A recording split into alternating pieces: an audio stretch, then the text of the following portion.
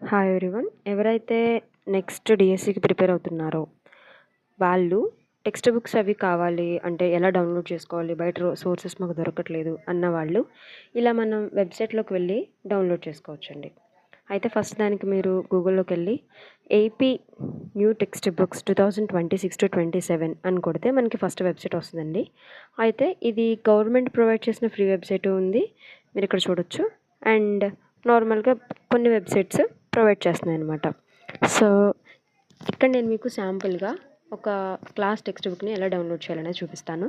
నేను తెలుగు మీడియం చూస్ చేసుకున్నాను. ఇక్కడ చూస్తే మీరు చూడండి, 6th క్లాస్ ఉంది. ఇందులో సెమ్ 1 సెమ్ 2 వైజ్గా మీకు సెమ్ 2 కూడా ఉంటుందండి. అది మనం కిందకి వెళ్తే ఇదిగోండి, ఇక్కడ సెమ్ 2 ఉంటుంది, ఇక్కడ మనకి సెమ్ 1 ఉంది.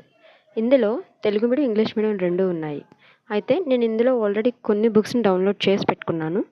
సో మీకోసం ఒకసారి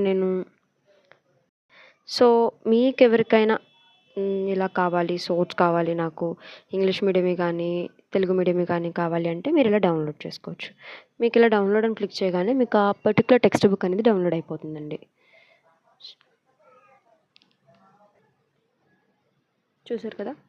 సో ఇండెక్స్ పేజ్ కానీ లేదు అంటే బుక్స్ని ఎలా క్లారిటీ కూడా చాలా బాగుంది, మీరు రీడ్ చేయడానికి కూడా బాగుంటుంది.